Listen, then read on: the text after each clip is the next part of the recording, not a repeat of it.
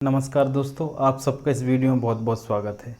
आज के इस वीडियो में हम नवोदय विद्यालय प्रवेश परीक्षा कक्षा 6वीं के लिए जो गणित का एक महत्वपूर्ण टॉपिक है वो है संख्या पद्धति यानी नंबर सिस्टम। उससे जितने भी क्वेश्चन पॉसिबल हो सकें सारे क्वेश्चन इस वीडियो में आपको बताऊंगा। इतने क्वेश्चन आप सॉल्व कर लोगे तो इसके अलावा ऐसा कोई भी क्वेश्चन नहीं होगा जो आपसे पेपर में आए और ना बने, क्योंकि सारे क्वेश्चन मैं प्रीवियस ईयर के करा रहा हूँ जो पिछले परीक्षाओं में आ चुके हैं। तो आप इन क्वेश्चन को करिए, इससे आपको सारे कॉन्सेप्ट क्लियर हो जाएंगे, प्रैक्टिस ज़्यादा से ज़्यादा हो जाएगी और क्वेश्चन आएगा भी तो इसी कॉन्सेप्ट पर आधारित कोई दूसरा क्वेश्चन आएगा। यदि आप इनकी प्रैक्टिस कर लोगे तो आपको वो क्वेश्चन भी बन जाएगा। तो चलिए वीडियो शुरू करते हैं। देखिए पहला क्वेश्चन क्या कह रहा है। पहला क्वेश्चन बोला संख्या ये दे रखी है, इसमें अंक 5 के स्थानीय मूल्यों का योग क्या है। स्थानीय मूल्यों का योग 5 का पूछा है, तो आप देख लीजिए संख्या में 5 कहाँ कहाँ है। एक यहाँ है और एक यहाँ है। जब कभी आपको स्थानीय मूल्य पूछा हो तो आप जैसे पहले वाला ये है, इस 5 को लिखिए। उसके बाद देखिए कितने अंक हैं, 2 और 3 5, तो उतने जीरो लगा दीजिए। ये मैंने 5 जीरो लगा दिए, ठीक है। इसके बाद एक और 5 कहाँ है, एक यहाँ है। इनका हमें योग निकालना है तो इसको प्लस कर दीजिए। फिर ये 5 दे रखा है, ये लिखिए और इसके बाद कितने अंक है, एक है तो एक जीरो लगा दीजिए। तो यानी 5 जो ये है इसका स्थानीय मूल्य ये हो गया और ये वाला जो 5 इसका स्थानीय मूल्य ये हो गया। इन दोनों का योग निकालना है, इनको आप जोड़ दीजिए तो वही आपका आंसर हो जाएगा। तो बस कुछ नहीं करना है, आपको जोड़ना है। तो ये क्या है 50 है और ये क्या है 5 है, तो 0 0 0 और ये 50 है। इनको मैंने जोड़ा तो मुझे क्या मिल गया, ये मिल गया। 50 लिख दिया और इसको जोड़ दिया। तो आपका देखिए कौन से में ऐसा आंसर है, 5 3 0 और फिर 50। तो आपका आंसर क्या हो जाएगा, डी। ठीक है, ये क्वेश्चन हो गया। दूसरा क्वेश्चन देखिए, 5 अंक की सबसे बड़ी से बड़ी तथा छोटी से छोटी संख्याओं जिनमें से सभी अंक भिन्न हो अंतर। हमें बड़ी से बड़ी और छोटी से छोटी संख्या लेना है, लेकिन सारे अंक क्या होना चाहिए, अलग अलग होने चाहिए। तो बड़ी से बड़ी 5 अंक की, तो बड़ी से बड़ी क्या होती है, सबसे बड़ा अंक हमारा क्या है 9 है। लेकिन हमें पूछा कि सारे अंक अलग अलग होना चाहिए, तो आपको 9 का 5 बार उपयोग नहीं कर सकते। एक बार आपने 9 ले लिया, उसके बाद आपको 8 लेना है, फिर 7 लेना है, फिर 6 लेना है, फिर 5 लेना है। ये हमें 5 अंकों की बड़ी से बड़ी संख्या मिल गई जिसमें सारे अंक क्या हैं, अलग अलग हैं। ये हो गई सबसे बड़ी। फिर अंतर पूछा है, फिर छोटी हमें पूछा है, उसमें भी अंक क्या होने चाहिए, अलग अलग होने चाहिए। छोटी निकालना है तो सबसे छोटा अंक होता है 0, लेकिन 0 का उपयोग नहीं करेंगे, नहीं वो 5 की 4 अंक की हो जाएगी। तो मैं सबसे पहले 1 का उपयोग करूँगा, उसके बाद हम 0 का उपयोग कर लेंगे। तो 1 और 0 तो हो गया, उसके बाद 2 करिए, फिर 3 कर लीजिए, फिर 4 कर लीजिए। तो ये हो गया क्या, 0 1 2 3 4। ये आपकी 5 अंक की क्या छोटी से छोटी संख्या होगी जिसमें सारे अंक अलग अलग हो। अब इसका आपको अंतर निकाल लेना है, तो दोनों को घटा दीजिए। तो 5 में से क्या 4 जाएगा तो क्या बचेगा, 1 बचेगा। फिर 6 में से 3 जाएगा तो क्या बचेगा, 3 बचेगा। फिर 7 में से 2 जाएगा तो क्या बचेगा, 5 बचेगा। फिर 8 में से 0 जाएगा तो 8 ही बचेगा। और आखिरी में 9 में से 1 गया तो क्या बचेगा, 8। तो 888531 किस में है, देख लीजिए, बी आपका होगा। अगला क्वेश्चन देखिए, इसमें बोला विभिन्न अंकों का प्रयोग कर 4 अंक की सबसे छोटी संख्या जिसमें 9 दहाई के स्थान पर हो।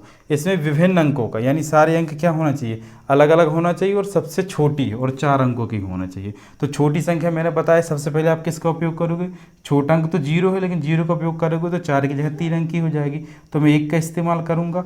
उसके बाद आप क्या कर लोगे, 0 का इस्तेमाल कर लोगे। हमें 4 अंक की बनाना, तो 1 2 ये हो गया, तीसरा चौथा। और आपको यहाँ दे रखा कंडीशन दहाई में 9, तो यानी इकाई और दहाई, दहाई में 9 रख दिए। हमारे 3 अंक तो हो गए, बचा 1 अंक। हमें अलग अलग अंक का उपयोग करना है, तो आपका 1 हो गया, 0 हो गया, 9 तो पहले दे रखा, छोटी बनाना है तो 1 और 0 का उपयोग है। बचा क्या, छोटा से छोटा 2 बचा, तो हम इसको क्या कर देंगे, 2 कर देंगे, 2 लिख देंगे। तो ये हमें 4 अंक की छोटी से छोटी संख्या मिल गई क्या, 1092। देखिए कौन से में है, बी वाला आंसर सही हो जाएगा। ठीक है, छोटी बनाना तो छोटी जब भी पूछे सबसे पहले 1 का उपयोग कर लीजिए, उसके बाद 0 का उपयोग कर लीजिए। यहाँ 9 दे रखा है इसलिए मैंने रख दिया 9, और आखिरी में 1 और 0 हो गया। उसके बाद छोटा अंक क्या है 2, तो 2 आपको उपयोग कर लीजिए। तो आपका आंसर क्या हो गया, बी। अगला क्वेश्चन देखिए क्या बोला। अगला क्वेश्चन, निम्न में से कौन सा कथन सत्य है। देखना कि 4 में से जो कथन सत्य होगा वो पूछा। शून्य एक विषम संख्या है, ये शून्य है। शून्य हमें बताना है कि ये विषम संख्या है। शून्य एक सम संख्या है। शून्य एक अभाज्य संख्या है। शून्य ना तो विषम है ना तो सम है। इनमें से कौन सा सही है। देखिए विषम संख्या किसको कहते हैं, विषम संख्या वो कहलाती है जिसके अंत में, जिस संख्या के अंत में तो 1 हो, या तो 3 हो, या तो 5 हो, या तो 7 हो, या तो 9 हो। यदि ये अंक मिलेंगे तो वो विषम संख्या होगी। तो ऐसा तो कुछ नहीं है, तो ये कथन तो आपका गलत हो गया। सम संख्या क्या कहलाती है? जिन संख्या के अंत में 2 हो, 4 हो, 6 हो, 8 हो या तो 0 हो, तो ये क्या कहलाती है? एक सम संख्या कहलाती है। किसी संख्या के अंत में हो, ठीक है, और ये तो पूरी संख्या ही है 0, ठीक है, तो ये सम संख्या भी नहीं होगी, ये आपका भी क्या हो गया? गलत हो गया। फिर आपको दे रखा शून्य एक अभाज्य संख्या है। अभाज्य संख्या क्या कहलाती है? वे संख्या जो एक और स्वयं से विभाजित होती है, अभाज्य संख्या कहलाती है। जैसे मैं मान लूँ कि 3 हो गया या मेरा 5 हो गया, ये अभाज्य संख्या है, क्योंकि या तो एक से विभाज्य होंगी या तो खुद से होंगी, तो यानी शून्य अभाज्य संख्या भी नहीं है। चौथा आपका क्या बचा? शून्य ना तो विषम है ना तो सम है, तो आपका ये आंसर सही हो जाएगा। शून्य एक ऐसी संख्या है जो ना तो सम संख्या की काउंटिंग में आती है और ना तो विषम संख्या की काउंटिंग में आती है। और सम जैसे क्या होती है? सम संख्या मेरा ये 14 होता, 16 होता, ये सम संख्या। विषम संख्या क्या कहलाती? मेरा 11 होता, 13 होता, क्योंकि ये मेरी परिभाषा है। 1, 3 ये सब आ जाएगा विषम संख्या, 2, 6 ये सब आएगा तो सम संख्या। तो ये चौथा क्वेश्चन हो गया, इसका आंसर क्या हो गया आपका? ये डी ऑप्शन। अगला क्वेश्चन क्या कह रहा है? बड़ी से बड़ी तथा छोटी से छोटी 5 अंकों की संख्याएं जो अंकों 0, 3, 6, 7, 9 से बनती है, जब कोई भी अंक दोबारा नहीं आए का अंतर हो। यानी हमें ऐसी संख्या बनाना है बड़ी से बड़ी और छोटी से छोटी, लेकिन कोई भी अंक दोबारा नहीं आना चाहिए और उनका अंतर हमें ज्ञात करना है। तो देखिए सबसे बड़ी कैसे निकालोगे? बड़ी के लिए सबसे पहले बड़े अंक का उपयोग करिए 9, उसके बाद फिर बड़ा अंक क्या है 7, फिर क्या है 6, फिर 3, फिर 0। कोई भी अंक दोबारा रिपीट नहीं हो रहा, ये हो गई हमारी बड़ी से बड़ी संख्या। और छोटी से छोटी निकालना है तो छोटा अंक तो 0 है, लेकिन 0 कर लोगे तो 5 की जगह कितनी की हो जाएगी? 4 की। तो हम 0 से और छोटा क्या है? 3, तो पहले 3 का उपयोग करिए, उसके बाद 0 का उपयोग करिए, फिर छोटी हमें करना तो छोटा और क्या है उसके बाद 6 है, 6 के बाद क्या है 7 और फिर आखिरी में 9। तो यानी इन अंकों का प्रयोग करके, और दोबारा हम प्रयोग भी नहीं कर रहे, बड़ी संख्या ये होगी, छोटी संख्या ये होगी, इनका अंतर निकालना तो आप घटा दीजिए। घटाओगे तो यहाँ 10 में से 9 क्या बचेगा? 1, यहाँ बचा 2, 2 हो गया क्या 12, 12 में 7 गए 5, 6 का हो गया यहाँ 5 तो 15, 15 में से 6 गए क्या 9, 7 का हो गया 6 तो यहाँ 6 हो गया, ठीक है। और इसके बाद 9 में से 3 गए तो क्या बचा 6। देख लीजिए कौन से ऑप्शन में 66951, तो आपका क्या हो जाएगा इसका आंसर? सी हो जाएगा। अगला क्वेश्चन क्या है? निम्न में से सबसे छोटी संख्या कौन सी है? और ये जो क्वेश्चन है 2016 के नवोदय विद्यालय प्रवेश परीक्षा में आया था। तो देखिए कैसे क्वेश्चन आ रहे, कितने आसान है। देखिए सबसे छोटी संख्या ज्ञात करना, कैसे छोटी ज्ञात करोगे? पहले आप ये आखिरी वाला अंक ज्ञात कीजिए, सब में क्या है 7 7 है। उसके बाद दूसरा अंक देखिए, यहाँ 4 है, यहाँ 1 है, यहाँ 9 है, यहाँ 5 है। तो सबसे छोटा कौन सा है? यहाँ 4, यहाँ 1, यहाँ 9, यहाँ क्या 5, दूसरा अंक। तो सबसे छोटा हमारा 1 है। इसके बाद हमें देखने की ज़रूरत ही नहीं, क्योंकि ये 4 है जो कि 1 से बड़ा है, ये 9 है ये भी बड़ा है, 5 यही बड़ा, तो हमारा बचा क्या? बी वाला ऑप्शन है, ये सबसे छोटी संख्या हो जाएगी। तो ऐसे क्वेश्चन भी आते हैं नंबर सिस्टम से, तो बहुत ही आसान है। अगला क्वेश्चन देखिए, ये संख्या दे रखा है 9680, फिर 10, फिर 14, फिर 0, फिर 8। इनका हमें गुणा करके बताना है कि क्या परिणाम मिलता है। ये भी 2016 में क्वेश्चन आया हुआ है। तो इनका क्वेश्चन करोगे तो आपको गुणा नहीं करते बैठ जाना, आपको देखना है संख्या क्या क्या है। यहाँ क्या आ रहा? 0 आ रहा। तो किसी भी संख्या में आप 0 का गुणा करोगे पूरी संख्या क्या हो जाती है? 0। तो इसका आंसर क्या हो जाएगा? 0। ऐसा क्वेश्चन है, आप गुणा करोगे तो समय बर्बाद नहीं करना। अंक देखिए पहले, यहाँ 0 का उपयोग हुआ है, यानी पूरा आंसर क्या हो जाएगा? 0 हो जाएगा। अगला क्वेश्चन देखिए, अंकों 5, 1, 6 में से किन्हीं 2 अंकों का 2 बार, इनमें से हमें 2 अंकों में से 2 का 2 बार प्रयोग कर सकते हैं। बनने वाली 5 अंकों की छोटी से छोटी संख्या है। तो हमें छोटी से छोटी बनाना है, तो छोटी में हम किन 2 अंकों का प्रयोग 2 बार करें? जो छोटे अंक होते हैं। छोटे अंक क्या है? एक 1 है, एक 5, यानी हम इनका 2 बार प्रयोग करें, क्योंकि हमें छोटी से छोटी बनाना है। देखिए आपको छोटी से छोटी बनाना है, तो यानी सबसे छोटा अंक क्या प्रयोग करोगे? 1 करोगे, तो यानी आप सबसे पहले 1 का उपयोग करोगे। और हमें छोटी बनाना है तो हम छोटे को 2 बार उपयोग करें, तो 1 को फिर से उपयोग कर लिए। उसके बाद और कौन छोटा है? 5, तो हम ये 5 लिखे, इसको भी 2 बार उपयोग करें। फिर 1 बचा उसको 6, तो 6 को 1 बार उपयोग कर लें। तो छोटी से छोटी प्रयोग 5 अंकों की संख्या और जिन 2 अंकों का ये 2 बार हमने प्रयोग कर लिया। तो कौन सी हो गई? 11, 55 और 6। देखिए कौन से वाले ऑप्शन में है, तो आपका क्या हो जाएगा? सी वाला ऑप्शन। तो इसका आंसर आपका क्या हो जाएगा? सी हो जाएगा। चलिए अब अगला क्वेश्चन देखते हैं। अगला क्वेश्चन बोला 6 अंक की छोटी से छोटी संख्या तथा 4 अंक की बड़ी से बड़ी संख्या में अंतर ज्ञात कीजिए। तो इसमें कोई कंडीशन नहीं दे रखा, यानी हम एक संख्या को कई बार उपयोग कर सकते हैं एक अंक को। तो 6 अंक की छोटी से छोटी, तो छोटी के लिए सबसे पहले हम क्या करते हैं? 1 का उपयोग करते हैं। इसमें कोई कंडीशन नहीं देखा, तो उसके बाद 0 का उपयोग करेंगे और हम इसको जीरो की रिपोर्ट करते कई बार रिपीट करते जाते हैं क्योंकि इसमें कंडीशन कुछ नहीं देगा। तो 5 बार आप क्या लिख दो, जीरो लिख दो। तो ये मिल गई हमें 6 अंक की छोटी से छोटी संख्या। अब बोलो 4 अंक की बड़ी से बड़ी संख्या है, तो 4 अंक की बड़ी से बड़ी क्या होगी, 9 का उपयोग कर दो 4 बार, तो ये बड़ी से बड़ी होगी। इनका अंतर पूछा है तो आप बस घटा दीजिए। तो यहाँ हो जाएगा क्या, 10 में से 9 जाएगा, 1 बचेगा, फिर यहाँ बचेगा 9, तो यहाँ 0, फिर यहाँ 0, फिर ये 0, फिर ये 9 और ये तो पूरा 0 बचेगा।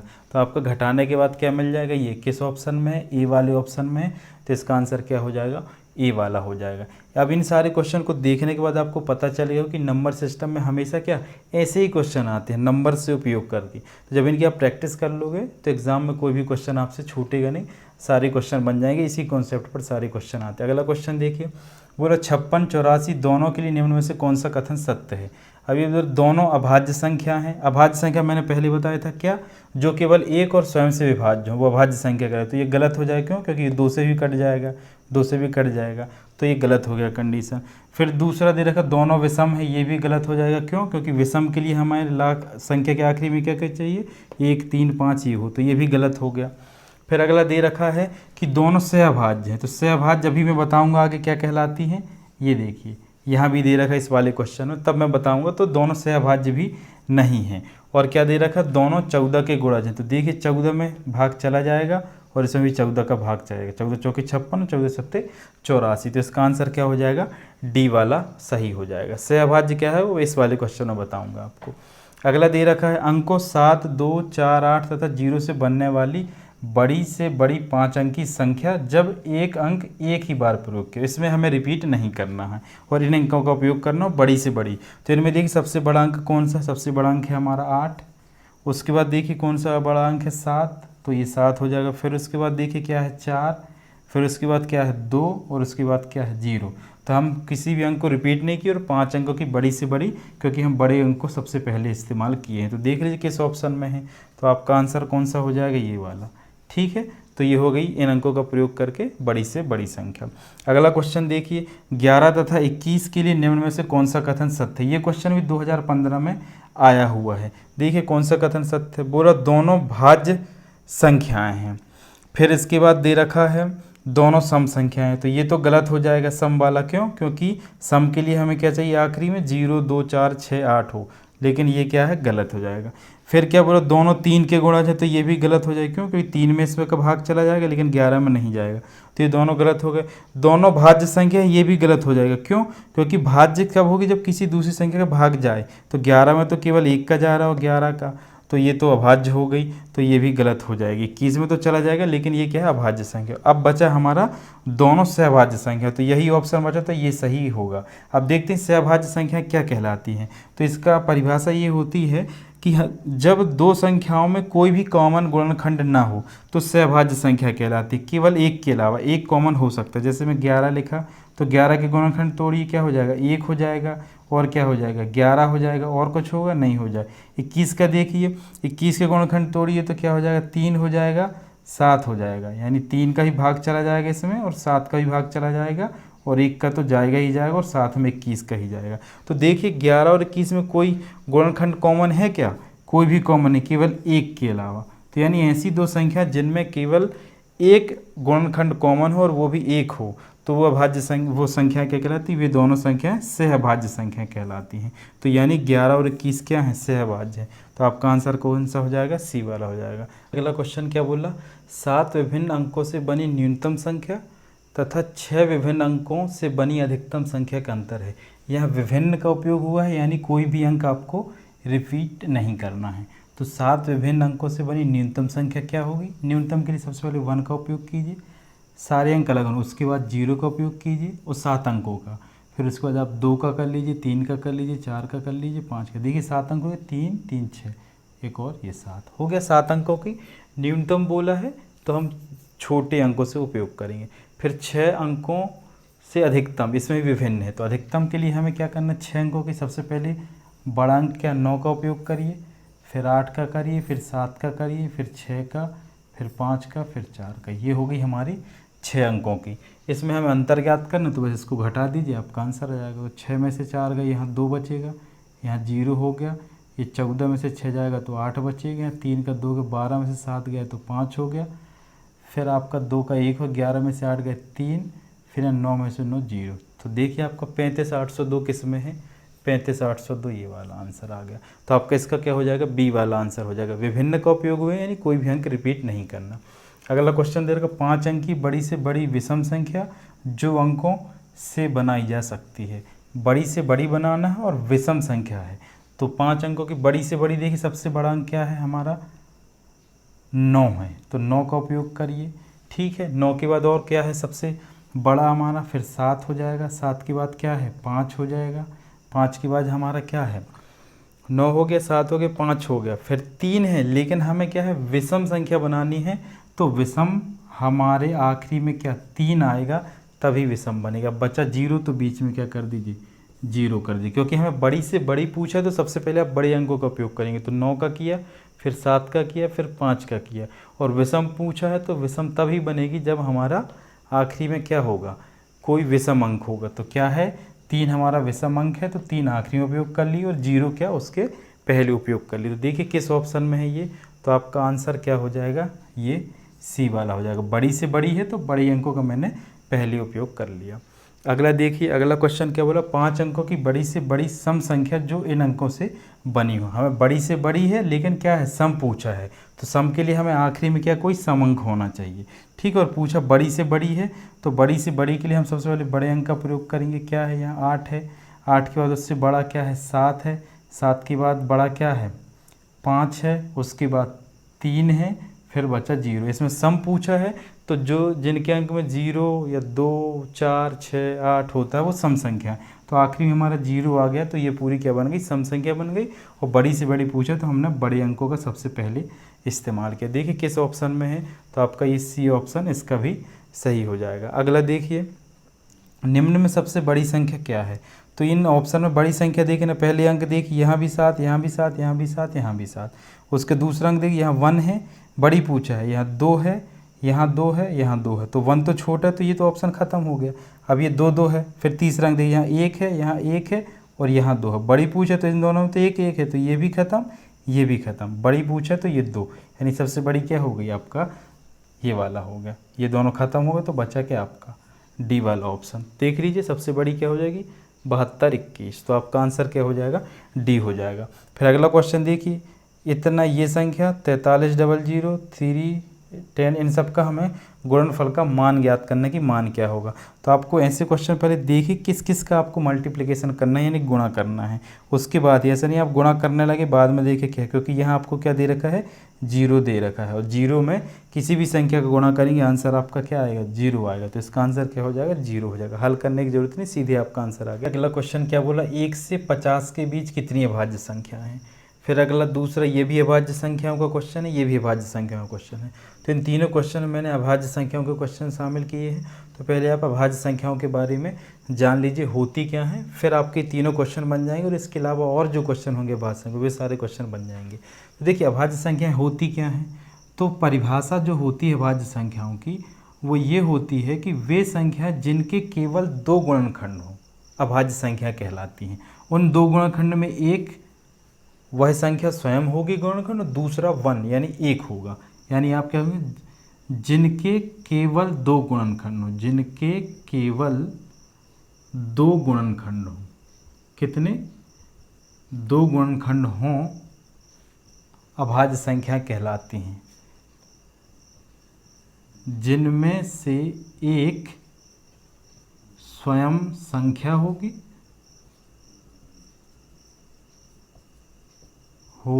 और दूसरा 1 होगा, ये जो गुणनखंड हैं वो 2 गुणनखंड में क्या होगी, एक तो स्वयं संख्या होगी दूसरा 1। जैसे एग्जांपल के लिए मैं ले रहा हूँ 3 में 5 ये 7, ये क्या है अभाज्य संख्याएं हैं। 11 ले लो आप, 13 ले लो, ये अभाज्य संख्या है। क्यों, क्योंकि 3 का आप देखोगे क्या है केवल 2 गुणनखंड, कौन या तो एक 1 होगा और दूसरा क्या होगा 3 स्वयं होगा। 5 का भी देखोगे 1 होगा और 5 स्वयं, इसके अलावा और किसी का और इसमें भाग जाएगा नहीं। तो ये संख्या क्या होगी अभाज्य संख्या, क्योंकि इनके केवल दो गुणनखंड, एक संख्या स्वयं होती है और एक हो जाएगा। अब हमें क्वेश्चन पूछे 1 से 50 तक की कितनी भाज्य संख्याएं होती हैं, फिर सबसे छोटी भाज्य संख्या क्या है, फिर आपको देखना 50 से 90 के बीच की भाज्य संख्याओं का योग ज्ञात करना है। तो आप देख लेते हैं 1 से लेकर हम 100 तक की देख लेते हैं भाज्य संख्या कितनी होती है।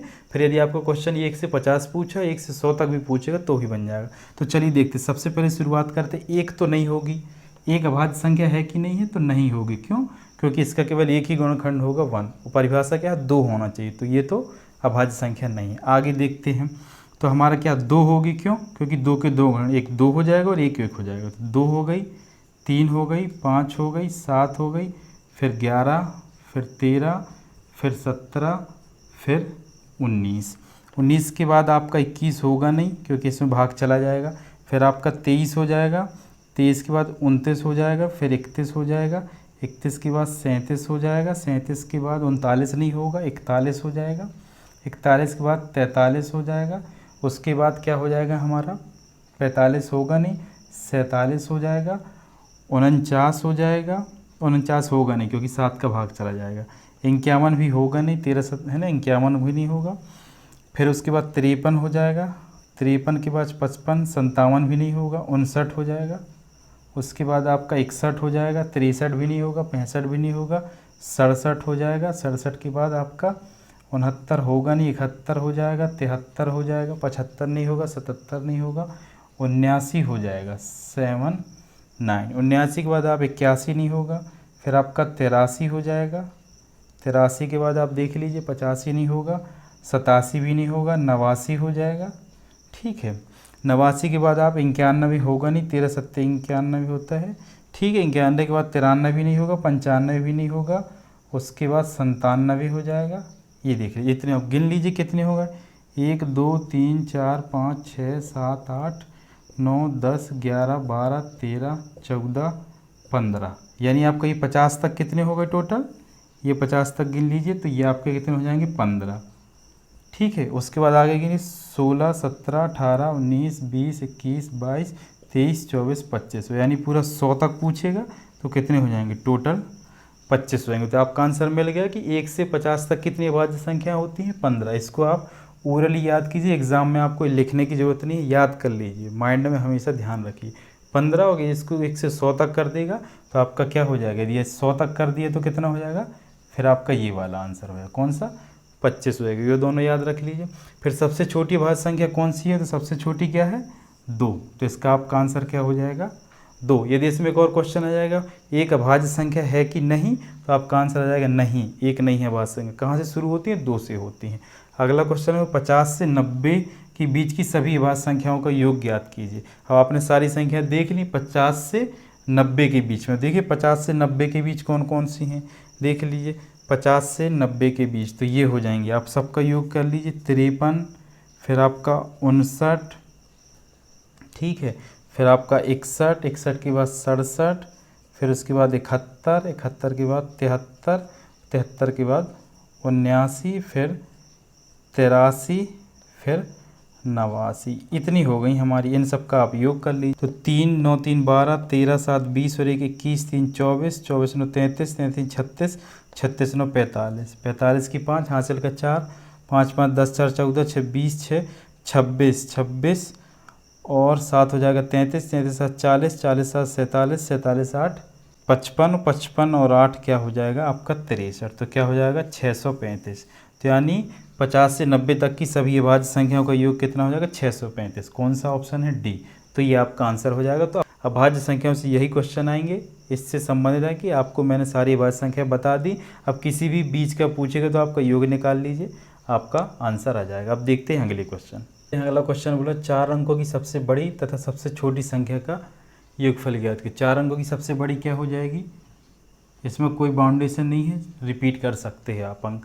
तो 4 अंकों की क्या है? 9 बार आप 4 लिख दीजिए, सबसे बड़ी हो गई। सबसे छोटी क्या हो जाएगी 4 अंकों की? पहले 1 लिखिए, फिर 0 लिख लीजिए, फिर क्या लिख लीजिए? फिर 0 0। इसमें भी कोई बाउंडेशन नहीं रिपीट करने का। अब 0 बस पहले उपयोग नहीं करना छोटे में। मेरे हिसाब से छोटी संख्या और बड़ी संख्या का आपको कॉन्सेप्ट समझ में आ गया हो। मैंने इस पूरे वीडियो में ढेर सारे क्वेश्चन करा दिए और इसके पहले वाले वीडियो में भी कराया। उनका आपको योगफल निकालना है, इन सबको आप जोड़ दीजिए, आंसर आ जाएगा। देख लीजिए क्या हो जाएगा आंसर। तो क्या हो जाएगा, ये 9 हो जाएगा, ये 9 हो जाएगा, ये 9 हो जाएगा और ये क्या हो जाएगा 9 और 1 10 हो जाएगा। 10 ट्रिपल 9 देख लीजिए किस में है, बी। तो आपका आंसर क्या हो जाएगा, बी हो जाएगा। अगला दे रखा 16,813 को लिखा जाता है। 16,813 को क्या लिखा है, देख लीजिए क्या है। देखिए 16 लाख वाला है और 813 है, यानी हमारा क्या होता है इकाई, दहाई, सैकड़ा, उसके बाद हज़ार, 10,000, यानी 1000 10,000 वाला नहीं है। तो उनकी जगह आपको क्या जीरो का उपयोग करना पड़ेगा। 16 लाख है तो 16 तो लिख दीजिए, लेकिन आपको 1000 10,000 का नहीं दिखा तो उसको आप जीरो लिख लीजिए। फिर 813 है तो 8 और 13 को 13 लिख दिया। अब देखिए होगा कि नहीं, इकाई, दहाई, सैकड़ा, 1000 10,000, लाख, 10 लाख, तो 16,813 देख लीजिए किस ऑप्शन में है। तो आपका आंसर क्या हो जाएगा, सी वाला हो जाएगा। इन सब में तो अलग है, यहाँ लाख तक जा ही नहीं रहा, यहाँ भी नहीं जा रहा, 10 लाख तक इकाई, दहाई, सैकड़ा, 1000 10,000, लाख तक जा रहा, यहाँ भी इकाई, दहाई, सैकड़ा, 1000 10,000, लाख तक जा रहा। तो आपका आंसर क्या हो जाएगा, केवल सी बचा है। तो आपका आंसर क्या हो जाएगा, सी। अगला क्वेश्चन क्या बोला, संख्या 214.56 में 5 का स्थानीय मान क्या है। तो यहाँ क्या दशमलव दे रखा है। अगर मैं इसको ऐसा क्वेश्चन करूँ 214.56, इसमें 5 का स्थानीय मान क्या है, तो इसका बहुत ही ऐसा 5 लिख लीजिए, उसके बाद जितने अंक है उसको जीरो लगा दीजिए, ये स्थानीय मान हो जाएगा। लेकिन इस क्वेश्चन में ऐसा नहीं दे रखा, यहाँ दशमलव दे रखा, दशमलव दे रखा है तो दशमलव यहाँ लगाओगे तो इसको कैसे हल करते हैं, दशमलव को यहाँ 50 लिखिए और दशमलव का क्या हो जाएगा, दशमलव का 1 लिखिए और ये 2 अंक है तो यहाँ नीचे जीरो के लिखना पड़ता है। तो ये हो जाएगा, तो इसको जैसे आप काटोगे तो क्या हो जाएगा 5/10, यानी 5/10। तो देखिए इकाई तो होगा नहीं, क्योंकि इकाई ये वाला अंक होता है। जैसे इकाई ये हो जाए, यदि दशमलव नहीं होता 214.56 ये होता तो ये इकाई का अंक हो जाता, तो 5 इकाई तो हो नहीं सकता। ठीक है, दहाई अगर ऐसा नहीं होता तो ये दहाई हो जाता, लेकिन यहाँ दशमलव है तो दहाई भी नहीं होगा और इकाई भी नहीं होगा। ठीक है, इसके बाद आपको दे रखा है 100वें, तो यहाँ सैकड़ा होगा नहीं, क्योंकि सैकड़ा में तो है नहीं। बचा 5/10, तो 5/10 यानी इसका आंसर क्या हो जाएगा, आपका 5वें का 10वां मान है। तो आपका इस दशमलव लगा है इसलिए 5/10 हो जाएगा। तो ये तीनों क्वेश्चन हो गए, इसका आंसर क्या हो जाएगा, सी वाला। तो नंबर सिस्टम में जो भी आप नवोदय विद्यालय की प्रवेश परीक्षा में क्वेश्चंस आते हैं, आए हुए हैं, जितने संभव क्वेश्चन हो सकते हैं वो सारे क्वेश्चन मैंने करा दिए। इस वीडियो को ज़्यादा से ज़्यादा बार देखिए जिससे आपको सारे क्वेश्चन समझ में आ जाएं। यदि कोई डाउट है तो बेहिचक मुझे इस वीडियो में कमेंट करके बताइएगा। इस वीडियो को अपने दोस्तों के साथ ज़्यादा से ज़्यादा शेयर कीजिए जो भी नवोदय का एग्ज़ाम देने वाले हैं। इस वीडियो को लाइक कर दीजिए, यदि आप इस चैनल पर नए हैं तो चैनल को सब्सक्राइब कर लीजिए। मिलते हैं अगली वीडियो में, तब तक के लिए बहुत बहुत धन्यवाद।